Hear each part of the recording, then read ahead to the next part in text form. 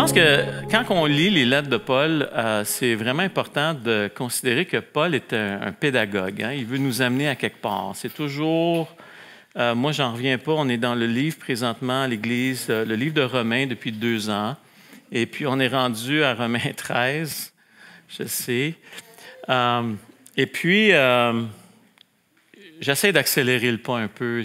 Des fois, je rentrais un peu trop dans les versets par versets, mais avec raison, parce qu'il y avait tellement de stock. Puis, un peu comme le livre de Romains, il y a toujours une raison pourquoi. Paul va faire une introduction, puis il y a une raison. Il est en train de build this case. Il est en train de construire son cas, son argument, le fondement de qu'est-ce qui s'en vient. Et c'est toujours important de dire, OK, qu'est-ce que Paul est en train de dire dans le chapitre 1? Et on va passer beaucoup de choses, c'est sûr, parce qu'on va tomber sur Éphésiens 4 ce soir. Puis, il faut voir comme l'introduction toujours comme un tremplin. On s'en va vers quelque chose. On est en train de s'en aller vers quelque chose de fondamental pour s'en aller vers quelque chose de pratique, de pratico-pratique. Et souvent, comme j'ai mentionné un peu ce matin, la vie chrétienne, souvent, malheureusement, moi j'ai entendu des histoires, je veux dire, tu sais, en tant que pasteur depuis une 30aine d'années, on entend des trucs, et puis des fois c'est des trucs catastrophiques que les gens peuvent vivre dans des églises. Et ils ont vu des choses, ils ont vu des anciens, ils ont vu des trucs qui sont... C'est intense, c'est pas beau. Il y a des affaires qui sont pas le fun dans les églises, right? Et c'est triste, c'est vraiment triste. Et Paul ici, naturellement, on est dans... Encore une fois, il veut nous encourager. Éphésiens 3, verset 13 aussi, je vous demande... je veux vous encourager, je vous demande de ne pas perdre courage. À travers toutes ces choses-là qu'on peut vivre, à travers les réalités des niaiseries qu'on peut faire ou des niaiseries que d'autres personnes peuvent faire, de ne pas perdre courage, justement qu'on a vu ce matin, au-dessus de ces nuages-là, bien, il y a le soleil. Tu sais, puis en anglais, on dit « the sun ». Tu sais. Il y a des nuages, mais là, « there's the Son of God ». Qui est encore là, au-dessus de tous ces nuages-là qui se passent. Et quand on identifie ces choses-là, les choses qui sont arrivées, qu'on a vues arriver, puis qu'on les identifie comme justement des choses que des hommes, des femmes ont fait, et que ce n'est pas Dieu qui a fait ça, Paul nous encourage ici, encore une fois, il va dire encore une fois au verset 13, je veux vraiment que vous ne perdiez pas courage avec tout ce que vous voyez, avec tout ce qui se passe alentour, avec tout ce qu'on entend, avec tout ce qu'on peut voir sur le net en passant. Je veux dire, y en a-tu des affaires sur le net? C'est incroyable. Moi et ma femme, on écoutait une dame l'autre fois qui disait quoi? Qui disait... Elle poursuivait ses parents qui n'ont pas demandé permission à elle de naître au monde. C'est ça. Donc, elle poursuit ses parents parce que quand elle était dans le ventre de sa mère ne lui a pas demandé la permission de naître. Et là, elle est en train de faire le message aux gens de dire, et si vous avez un bébé dans votre ventre, allez voir un médium pour qu'il puisse communiquer avec le bébé, pour lui demander la permission de venir. Puis s'il ne veut pas venir au monde, bien, avortez-le. Tu sais, tu dis, OK, tu écoutes ça, tu dis, oh, man, on est rendu loin. Puis ça, c'est le type du iceberg de ce qu'on voit parce qu'il y a une équipe qui s'acharne sur soit Facebook ou YouTube, vraiment ne pas mettre des choses qui sont vraiment catastrophiques. Je ne sais pas si vous saviez, mais il y a vraiment une équipe énorme qui regarde toutes les vidéos qui sont mises sur Facebook et qui vont enlever les choses qui sont catastrophiques. Vraiment, il y a des affaires qui sont complètement débiles. Anyway, tout ça pour dire. Ne soyons pas découragés avec ce qu'on voit. Et c'est pour ça, encore une fois, qu'on est ici. Paul, encore une fois, introduit toujours des introductions de fondements pour pouvoir faire en sorte à ce que je ne sois pas en train de marcher selon la chair, je ne sois pas en train de marcher dans ma chair, essayer d'accomplir la volonté de Dieu pour qu'à un moment donné, je me décourage puis je me dise « Ah, fudge, ça ne marche pas. » Je pense que ça ne marchera jamais. On a vu ce matin, justement, quand j'ai été choisi, on a été choisi, on a été adopté, on a été racheté, pardonné par le sang de l'agneau. Il veut nous faire connaître sa volonté. Est-ce qu'on a saisi ça? Tu sais, dans ma prière maintenant, c'est comme, OK, Seigneur, tu veux que je la connaisse, ta volonté, fait que je vais aller te voir. C'est pas comme juste, il faut que je me pompe pour connaître ta volonté. Non, c'est que tu veux te faire connaître à travers plein de connaissances, d'intelligence et de sagesse. Et il veut qu'on soit des gens qui vont rentrer dans l'héritage, qui vont rentrer dans ce qu'il a préparé pour nous. Et ça, c'est vraiment important. Donc, les 3 points que je veux parler ce soir, qui vont être assez concis, je vais essayer de faire ça concis pour ne pas finir plutôt après 11 heures. On va essayer de faire ça. Parce que le snack bar, il ferme à 11h05. Donc, tu sais, 5 minutes, ça va être assez pour acheter des chips, puis tu sais, c'est ça. Donc, les 3 thèmes que je veux aborder, c'est vraiment l'exhortation de Paul de Éphésiens 4, l'exhortation, la posture que moi, je dois avoir maintenant en tant que croyant, dans ce fondement-là qui m'a été donné. Je suis un fils, j'ai été choisi, j'ai un héritage qui vient d'en haut, j'ai le Saint-Esprit qui habite en moi. Et en plus, une chose qui ajoute dans la ligne ici au verset 4 et 5 et 6 de Éphésiens 4, c'est qu'il y a le corps de Christ. Il y a une provision extraordinaire.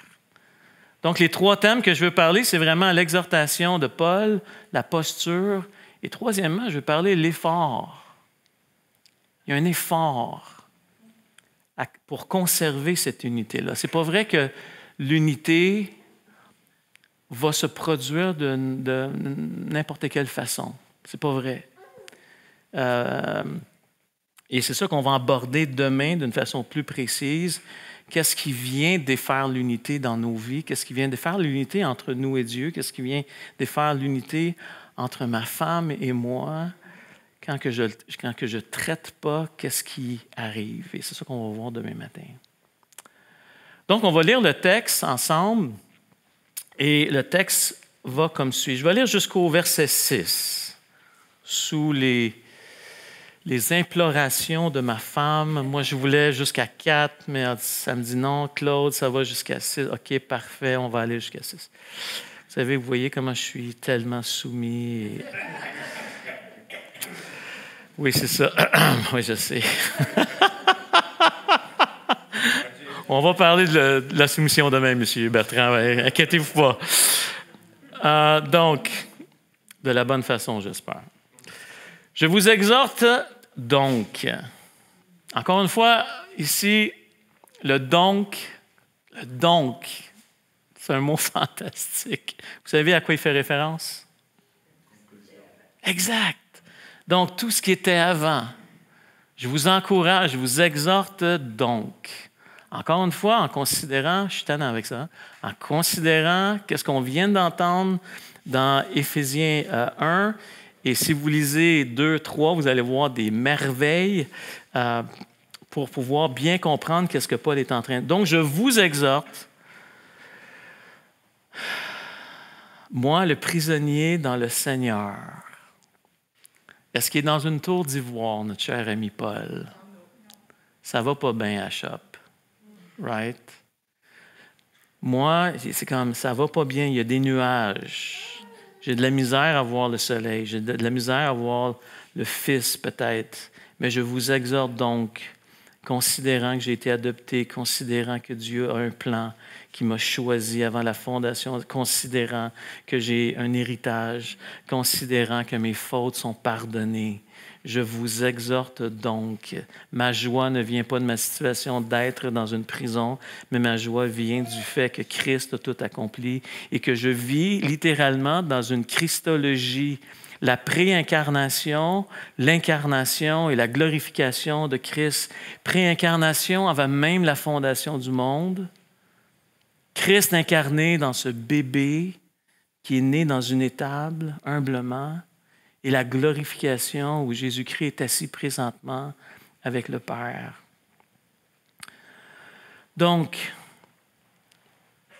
le prisonnier dans le Seigneur, il nous exhorte maintenant à marcher d'une manière digne de la vocation qui vous a été adressée.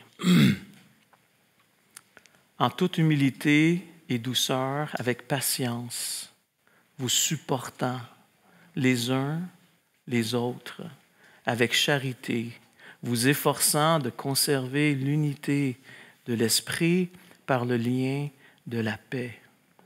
Il y a un seul corps, un seul esprit, comme aussi vous avez été appelés à une seule espérance par votre vocation. Il y a un seul Seigneur, une seule foi, un seul baptême, un seul Dieu et Père de tous, qui est au-dessus de tous et parmi tous et en tous. Wow, this is powerful. Seigneur, on te demande, Seigneur, que tu puisses, dans ces ce court temps qu'on a ensemble ce soir, que tu puisses encore une fois nous encourager, comme Paul nous dit, nous édifier à voir Christ en nous, l'espérance de la gloire, pour qu'on puisse, pour que nos vies, Seigneur Dieu, puissent te glorifier à ta juste valeur, Seigneur. Alors, Père, merci de bénir ces textes. Dans le nom de Jésus, on prie. Amen. Paul est en train de nous montrer, c'est comme une genre de pièce de théâtre. Est-ce qu'il y en a qui ont déjà fait du théâtre ici? Yes. Vous savez qu'est-ce qui se passe, hein? Pendant des semaines, moi j'ai déjà fait ça, des pièces de théâtre, une fois ou deux dans ma vie.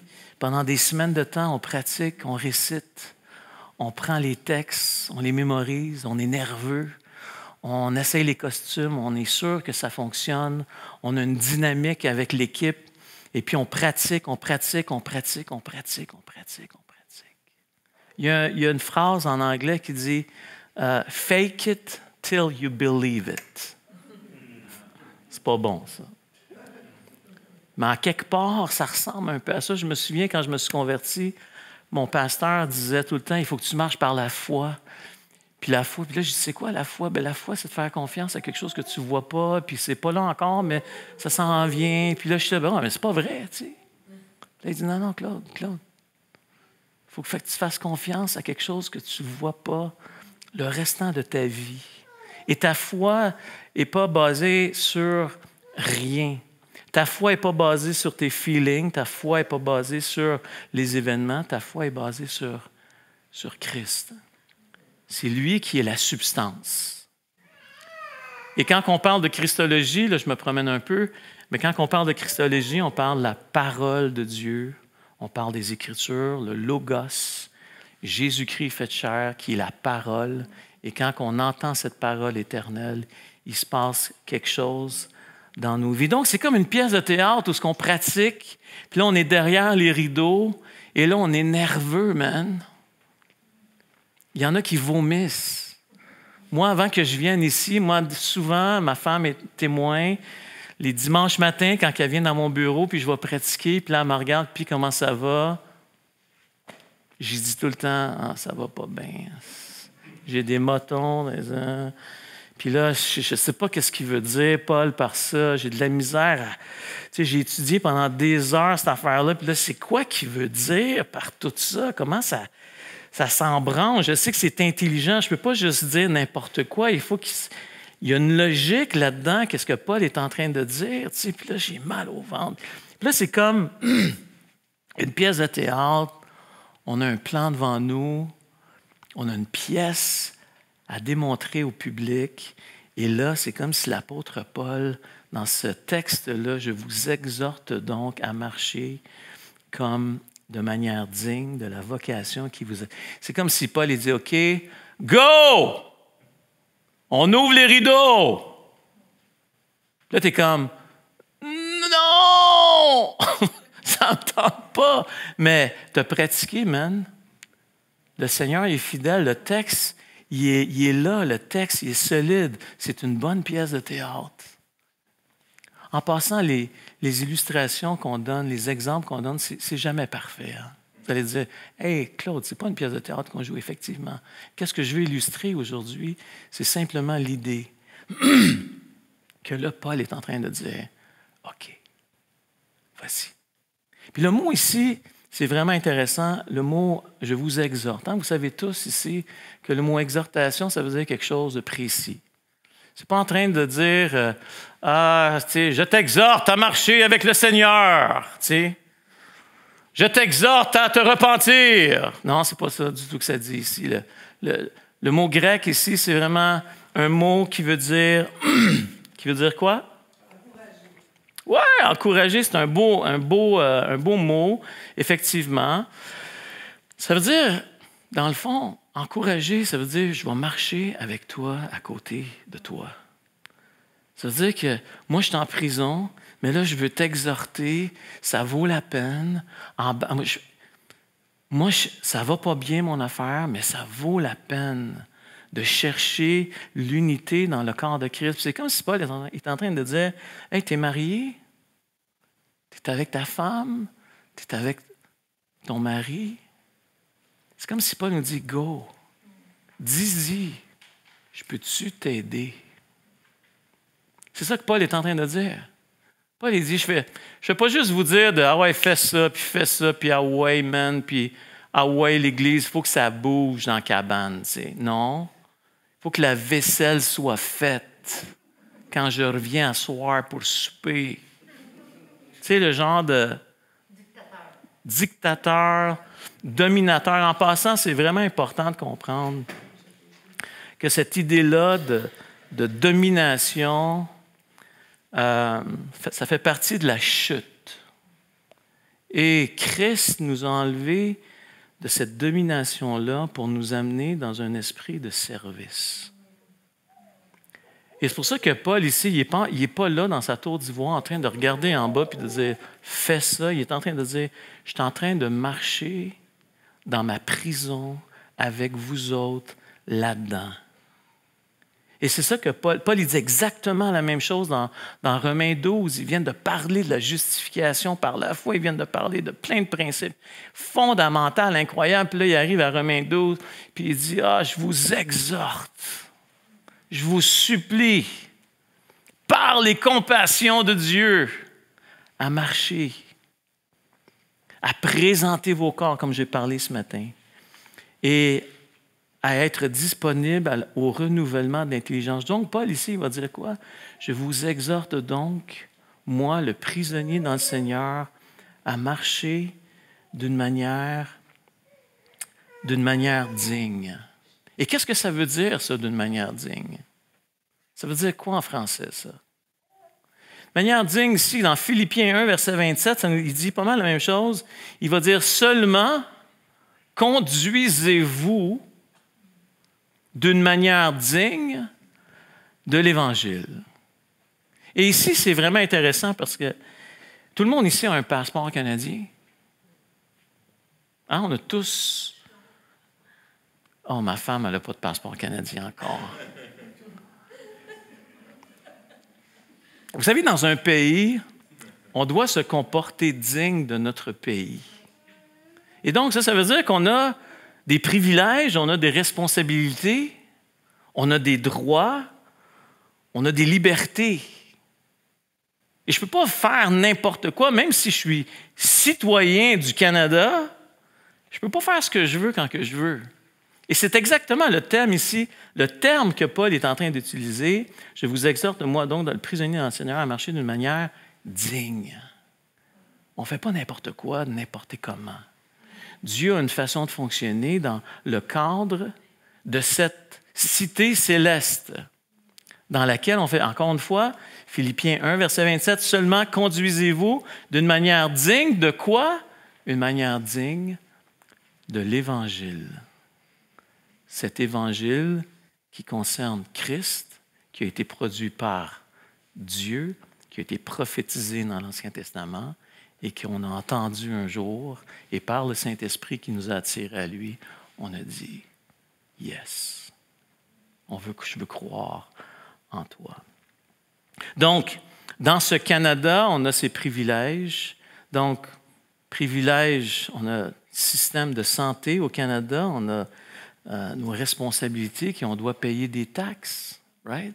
Nos chères taxes qu'on aime tant payer. On a nos responsabilités d'aller voter, on a des droits, on peut circuler librement dans la rue sans que personne vienne nous achaler. Vous savez que je me suis promené un peu sur la planète. Je suis allé justement en Afrique, en Haïti, je suis allé en Europe de l'Est, en Corée du Sud. Et vous savez quoi? Quand tu reviens au Québec, au Canada, je pourrais dire, c'est incroyable la liberté qu'on a, c'est incroyable le privilège qu'on a de la liberté.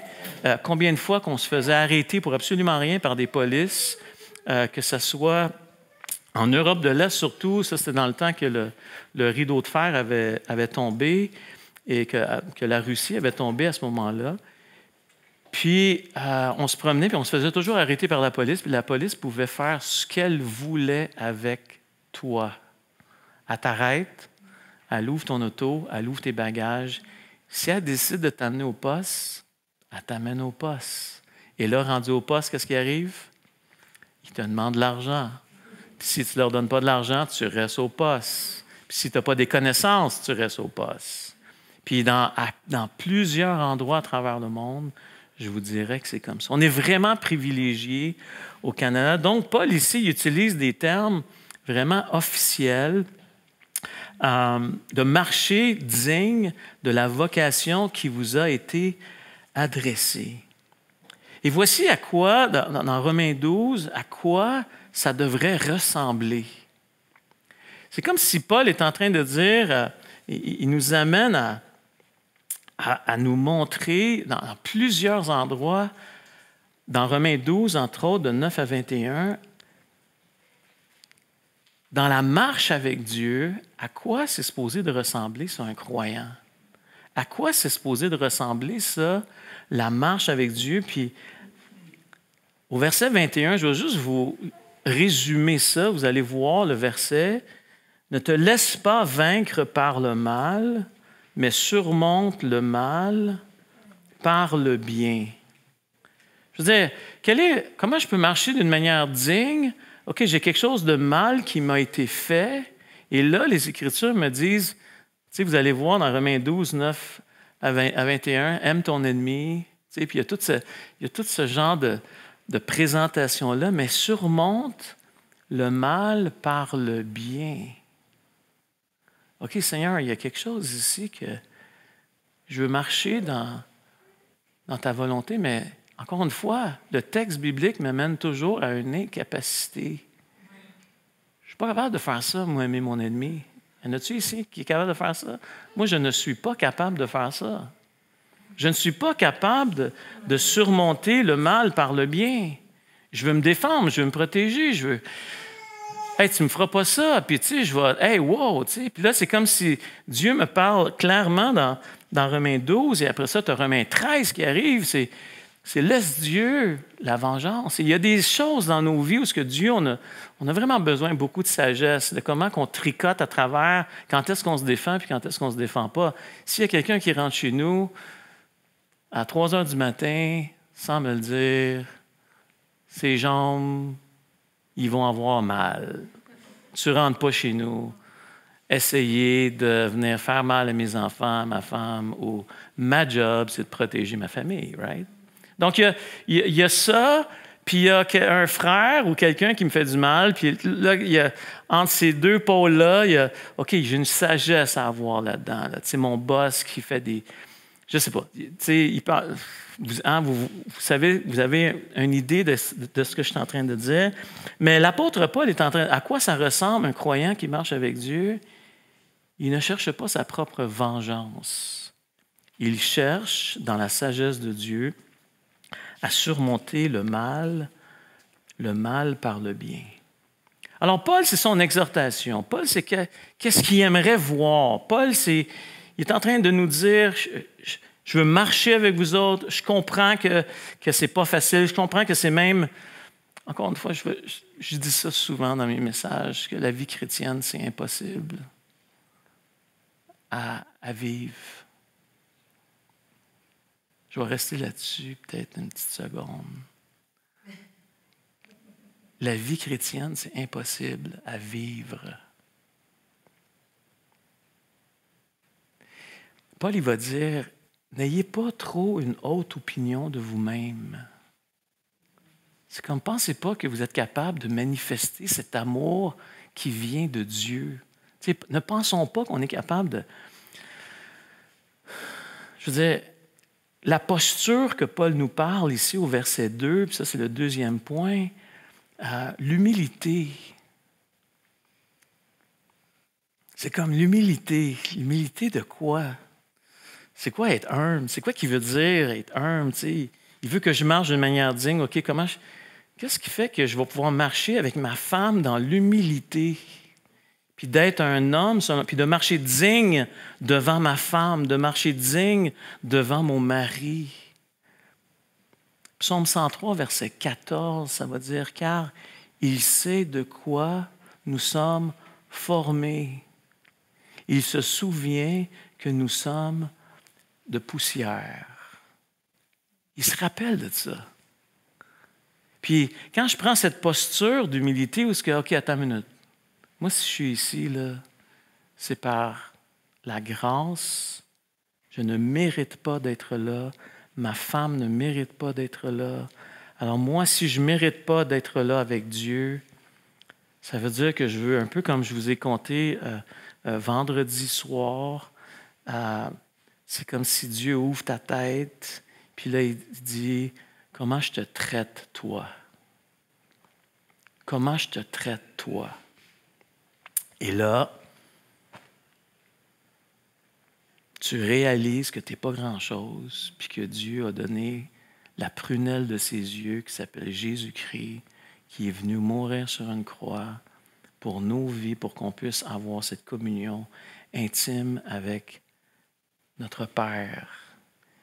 Et donc, c'est comme si Dieu m'amène à considérer l'humilité qui n'est pas une posture qui est comme « Ah, il faut que je me mette la queue entre les deux jambes, il faut que j'aille le dos courbé, il faut que je plie à toutes les petites demandes de ma femme ou mon mari, ou il faut que je... » Non, il n'est pas en train de dire de devenir un petit chien battu, là. Non, marche d'une manière digne. Tu es en train de manifester quelque chose qui te dépasse, qui est un amour inconditionnel qui ne vient pas de toi. Une capacité d'endurer, une capacité d'être tolérant, une capacité de pouvoir dire « Hey, on va marcher ensemble. Je ne comprends pas tout comment ça marche. » Mais qu'est-ce qu'on veut voir? C'est le progrès.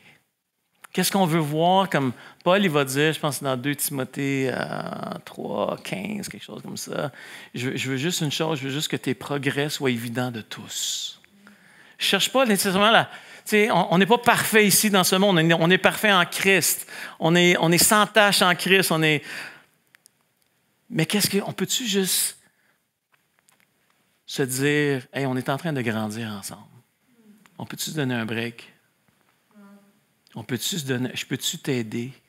J'ai vu des couples, un couple, entre autres, être complètement restauré parce que le mari a commencé à dire cette petite phrase.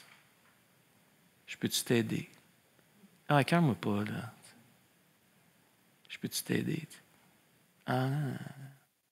Après 3 mois, c'est la restauration. C'est comme, le gars, il a tout fait pour simplement lui dire, « Hey, je peux-tu t'aider? » Cette petite phrase-là, là, je vous dis, moi, ma vie, là, c'est ça maintenant. Je veux apprendre à faire ça. Je veux apprendre à prendre les gens où ils sont rendus. Parce que Dieu me prend où ce que je suis rendu présentement, puis c'est pas parfait. Puis là, c'est comme s'il me dit de son trône, l'Évangile, c'est ça, je peux-tu t'aider? Laisse-moi t'aider. Puis toi, tu es là, tu essaies, tu n'es pas capable, puis tu as l'humilité, tu sais. votre vocation qui vous est adressée en toute humilité et douceur. Cet esprit de douceur, c'est un esprit de grâce.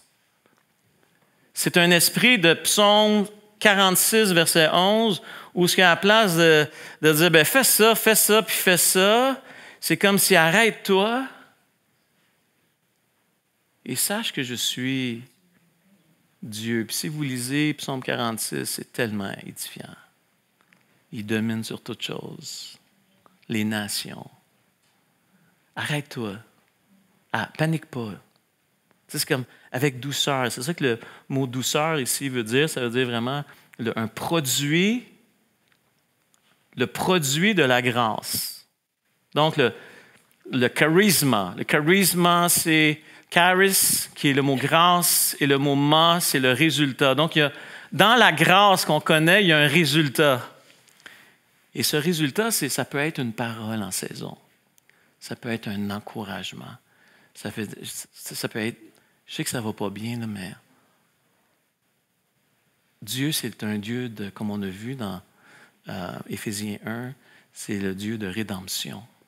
C'est le Dieu qui rachète les situations. Donc, Paul est en train de dire, marche avec humilité. Voici la posture qu'on doit avoir, cette posture où je me fais juste me rappeler, hey, moi, je suis juste de la poussière. Tu sais.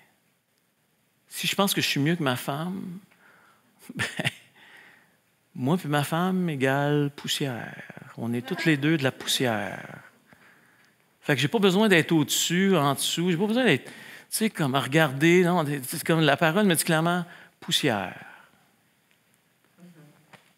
L'humilité. Je veux que ça marche. J'ai un fondement. On est tous les deux en Christ. On a tous les deux été choisis. On a tous les deux été pardonnés. On a tous les deux été adoptés. On a tous les deux été des gens qui ont reçu l'héritage. Maintenant, on peut-tu s'aider? Je vous exhorte. On peut-tu juste dire, je peux-tu t'aider? C'est simple, hein? C'est pas compliqué. Encore une fois, dans Romains 12, verset 3, ça nous dit ne pas avoir une trop haute opinion de lui-même. Mais qu'est-ce que Paul est en train de nous dire ici? Il renonce. Personne qui va renoncer un peu à ses droits en considérant plus l'autre.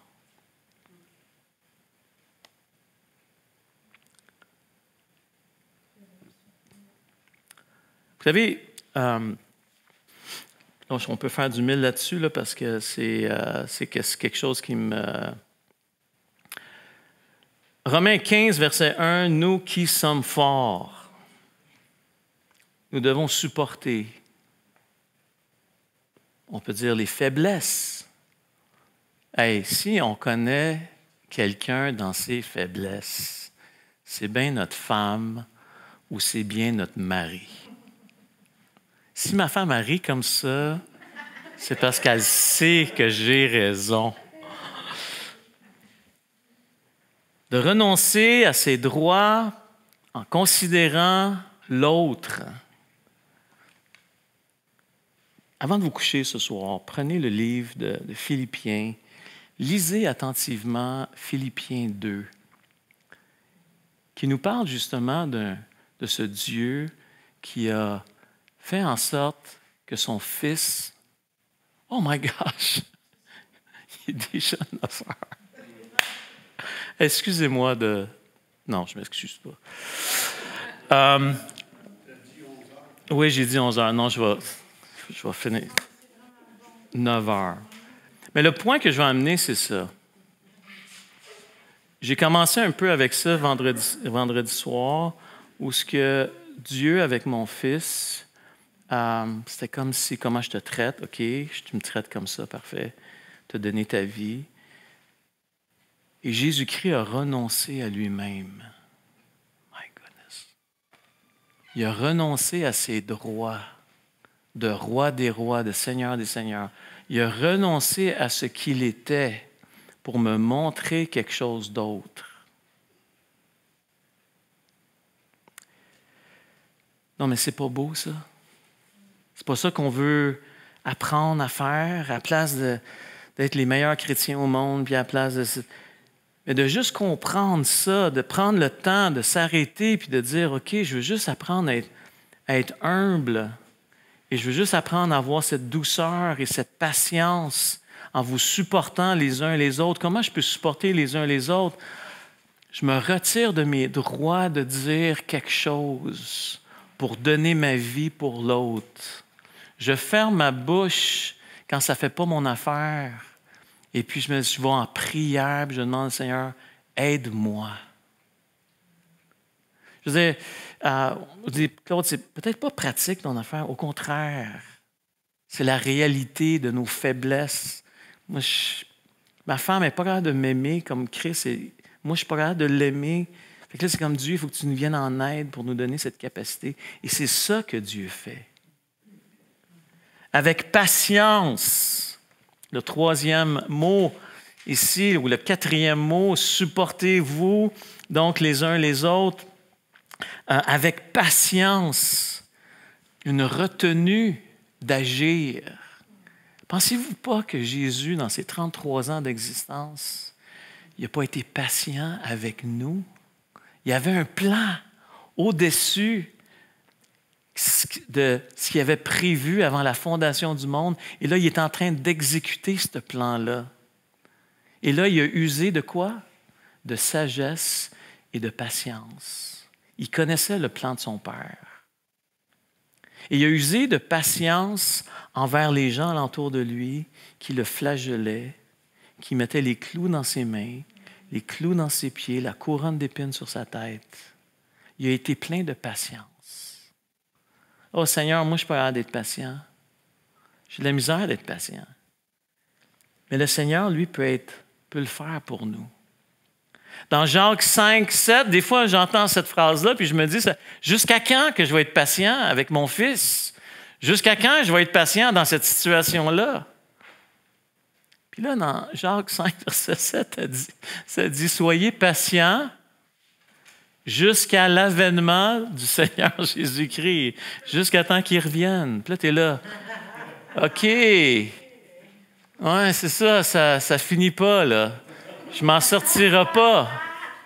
Donc, il faut que j'apprenne. Pareil comme Romains 13, quand que Paul nous parle d'être soumis aux autorités, il n'est pas en train de dire « cherchez le meilleur système politique du monde ». C'est pas ça qu'il est en train de dire. Il ne parle pas d'un système politique ici. Parce que le système politique de Rome était catastrophique. Et Paul est en train de dire aux Romains, les chrétiens romains, soyez soumis aux autorités. Et là, après ça, qu'est-ce qu'il va dire? Quelle est l'autorité suprême qui est au-dessus de toute chose, qui contrôle tous les rois, qui fait tourner à gauche, à droite, n'importe quel roi, Nabuchodonosor, mange du gazon, mon jeune. Si tu penses que tu es là à cause de tes forces, mange du gazon. Et un coup, après 7 ans, je pense qu'il a mangé du gazon, qu'est-ce qui est arrivé? Il a levé la main et il a rendu la gloire à Dieu. Oh God, OK. On va mettre des gants blancs quand on est en poste d'autorité. On va toujours se rappeler que c'est lui qui mène la barque. Troisième point, avoir des efforts de garder l'unité. Voyez-vous, c'est comme ça qu'on garde l'unité avec nos femmes, avec nos maris. C'est là l'effort. Et l'effort, c'est pas... L'effort, c'est de me tourner vers lui qui me donne les ressources, la sagesse pour pouvoir aider ma femme, mes enfants, les gens qui sont alentour de moi. Ça fait-tu du sens? Et pourquoi je devrais donner des efforts? Pourquoi je devrais donner des efforts? Parce que je connais un Dieu qui est un Dieu rédempteur. Que peu importe la circonstance, la situation, puis là, je sais, j'entends des voix qui me disent Claude, tu ne comprends pas ma situation. Je sais, je ne sais pas, mais on a vu ce matin comment il y a des diverses épreuves et il y a aussi des diverses grâces. Et Dieu va me donner la capacité, une journée à la fois, de pouvoir passer au travers. Parce qu'il est le Rédempteur. Souvent, j'ai des cas de gars qui ont couché avec d'autres femmes, qui ont trompé leurs femmes, et puis là, les femmes arrivent dans le bureau, puis là, sont dévastées, et puis c'est comme la catastrophe, tu sais. Puis je comprends, tout à fait, on comprend ça. Et là, moi, je suis comme... Moi, j'ai pas de solution bonbon, mais je connais juste un Dieu qui est un Dieu de rédempteur et qui rachète les situations. Tu peux te séparer si tu veux. Les Écritures nous disent clairement, on peut se séparer pendant un temps. Prends un break. Sure. C'est toi qui mènes la barque. C'est pas moi, c'est pas ton mari, c'est toi qui mènes la barque. Si tu n'es plus capable, parfait. Mais on va se concentrer sur un Dieu rédempteur. On va chercher ce Dieu sauveur dans cette situation-là ensemble. Et on va prier ensemble pour que ça marche. Donc, Paul nous exhorte à marcher d'une manière digne, selon la cité céleste, de bien représenter notre Sauveur, de ne pas être nonchalant là-dedans, de ne pas être des gens qui disent « Ah, c'est pas grave, tu sais, mes impôts, c'est pas grave, je peux cheater là-dessus, je peux falsifier des... » Non, on marche droite devant notre Dieu parce qu'on croit que Dieu est au-dessus de toutes choses. Et il me voit marcher. Et c'est là que, OK, ouais, mais si je mets des faux chiffres, bien, je vais avoir plus d'argent qui va revenir. OK, mais il est où Dieu là-dedans, dans cette équation-là? Il est où Dieu? Non, mets les vrais chiffres, puis demande à Dieu qu'il agisse. Que ce soit d'une façon ou d'une autre. Donc, Paul nous exhorte à marcher. Est-ce que je peux t'aider? Je peux-tu t'aider? Je peux-tu marcher avec? On peut-tu marcher ensemble? Peux-tu être juste d'accord? On n'est pas d'accord sur plein de choses, mais on peut-tu être d'accord sur au moins une chose qui est, on peut-tu apprendre à s'aider? On va juste apprendre à le faire. On va demander à Dieu qu'il nous aide à pouvoir s'aider mutuellement comme Dieu veut nous aider. On veut apprendre à s'aider mutuellement ensemble. On n'a pas de solution facile. Moi, je ne suis pas ici pour vous dire comment ça marche le mariage. Je suis ici pour vous dire que Dieu est tellement fidèle. Honnêtement, des fois, j'arrive devant chez nous, je suis en auto, je regarde ma maison, je regarde ma famille. C'est moi, là, 18 ans, je me suis converti. Jamais j'aurais pensé d'avoir une famille. Jamais j'aurais pensé. Si vous ne me croyez pas, là, passez une demi-heure avec moi, je vais vous conter un peu ma vie. Jamais j'aurais pensé d'avoir une famille. Jamais 33 ans de mariage, comme « Wow, man, this is great. » C'est incroyable, Dieu l'a fait. J'y croyais pas. Je me souviens, à l'école biblique, j'y croyais pas. J'étais comme, ça marchera pas. Je comprends pas. Je suis dans un pays anglophone, je suis francophone. Je comprends pas tout l'anglais parfaitement. Ça marchera pas. Puis là, c'est comme Dieu, viens m'aider. Viens m'aider, je suis pas capable. T'sais. À tous les semestres, pendant 3 ans de temps, à tous les semestres, c'était ça. C'était, je suis pas capable, je suis pas capable. Seigneur, je suis pas capable, viens m'aider. Puis à tous les semestres, c'est comme, oh, je reçois ma note. Wow, j'ai passé. Là, c'est comme un autre semestre, une autre session. C'est comme, wow, j'ai passé. Wow, il y a eu un cours là, que j'ai floppé, mais les autres, ça a marché. OK, on continue. Tellement que mon père, qui est complètement un athée intense, il ne voulait vraiment rien savoir. À un moment donné, je reviens à Noël chez nous. Puis là, je dis pas, je pense que je vais arrêter, là, c'est fini. Là, c'est comme... Puis là, il me regarde et il dit, hey, tu as commencé quelque chose, tu vas le finir. Puis là, moi, je suis là, boy, ça, c'est Dieu là, qui me parle. Ça ne peut pas être autre chose que Dieu, venant de mon père qui ne croit rien de ça. Je veux dire, je me souviens, on est dans un funérail, dans une église catholique, puis il est assis en arrière, puis il sac, puis là, on s'en va d'ici. Puis là, ma mère, elle dit, arrête, tu sais, c'est un funérail, tu sais, c'est ma tante qui est morte, tu sais, c'est comme un peu de respect, tu sais. Oui, là, là, c'est comme mon père, c'était de même, la religion, là, c'est comme Dieu, là, c'est comme ah! Puis là, qu'il me dit ça, non, tu vas aller finir ce que tu as commencé. OK. Fait que je suis retourné à l'école biblique, j'ai fini, puis là, j'ai marié cette jolie demoiselle. Donc, dans l'unité, et on va en parler encore plus précisément demain, dans l'unité, il doit y avoir justement cet endroit où je dois avoir des efforts. Donc, chapitre 1, c'est un tremplin pour pouvoir rentrer dans la marche dignement devant notre Dieu, pour pouvoir vivre l'unité dans le couple. Je dois comprendre les fondements de ma vie chrétienne pour pouvoir bien marcher. Dans Éphésiens 4. Amen. Il faut que j'arrête, sans ça, Boniface, il va me... Hey, fais-tu une bonne job, Boniface? Vraiment, vraiment. Merci vraiment. On va juste prier. On peut-tu prier? OK. On va prier. Seigneur, merci vraiment pour ce temps qu'on a ensemble dans ta parole.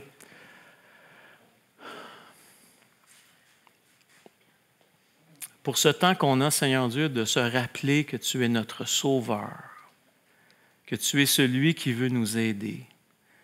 Dans des temps difficiles, dans chaque personne ici vit des choses difficiles, on a tous nos défis, Seigneur. On vient devant toi ce soir pour que tu viennes nous aider. Nous aider, Seigneur Dieu, à réaliser que tu nous as donné un héritage qui est le Saint-Esprit, qui est le corps de Christ, l'Église qui est là pour nous édifier, pour nous encourager. Tu nous as mis dans ces églises pour être un encouragement aussi pour nos frères, nos sœurs, pour encourager les gens qui sont alentour de nous, pour être une source de bénédiction pour les autres. Seigneur, apprends-nous à voir ce Dieu sauveur et ce Dieu qui veut nous aider pour qu'on puisse mieux aider nos frères et nos sœurs alentour de nous, Seigneur. Que nos paroles soient des paroles d'édification, d'encouragement, puis qu'on puisse dire simplement, « Je peux-tu t'aider? » Seigneur, apprends-nous à faire ça. Alors, Père, merci dans le nom de Jésus, on prie. Amen. Amen.